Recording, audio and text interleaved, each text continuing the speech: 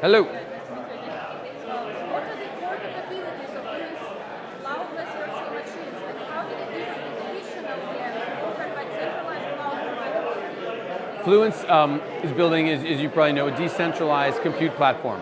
And what that means, and the benefits are a couple. It is lower cost, so between 20 and 80% cheaper, depending on the duration and how much compute you use. It also is resilient, and it is less censorable. So and it's most importantly, it's open, which means you can leave and shift providers easily, so you're not locked into any one provider. So the fact that it's lower cost helps, and I think that's what attracts people initially, but then the fact it's open and resilient are why people will stay and build additional features over time. What kind of use cases are best suited for Fluence's decentralized execution layer, and which industries are currently adopting it? We are starting with the third-party node providers. So these are companies that offer nodes to people and companies that want to run blockchain nodes but don't want to do it themselves. Those are the initial users of our marketplace. From there, we expand to layer ones who actually run nodes as well. And then we move to AI agents who also are real big compute users and will be big users of our marketplace as well. And then from there, we keep growing the product suite and the feature set beyond that.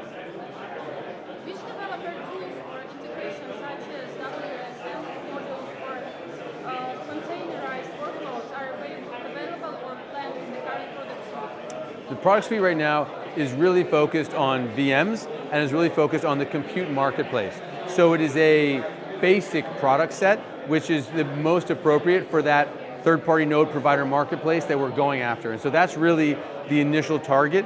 We're adding other features like Docker, as you mentioned. Those features come, but we're first, to give you a sense of scale, this third-party node provider market is hundreds of millions of dollars in terms of scale.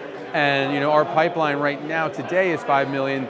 I think that will triple or quadruple, right? So that is a big marketplace for us, and we'll add features after as we kind of execute in that market and we grow our presence in that market, we will add the features that allow us to expand beyond it. But a key point, I think, for us and for a lot of startups is to have a really focused initial target, execute in that target market well, build a big position in it, and then expand to others. And so we're trying to resist adding too many features that would put us into different markets initially. We will do that over time, but first we want to execute here. And the last question, what are the roadmap for the coming year, and how do they align with the platform's long-term vision? So milestones clearly are revenue numbers, so that's the most important kind of revenue and customer numbers. Those are key milestones to look for.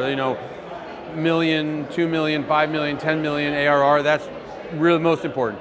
But then the features you mentioned from containers and really SLAs are the next big kind of technical milestone we want to achieve so that customers know that they can count on a certain level of reliability on Fluence, and that providers who don't achieve that reliability, there's restitution for those clients that didn't receive that. I think SLAs are the big unlock to having more use cases and growing a bigger customer base, and that's what we're really focused on. So look for SLAs later this year from us as well.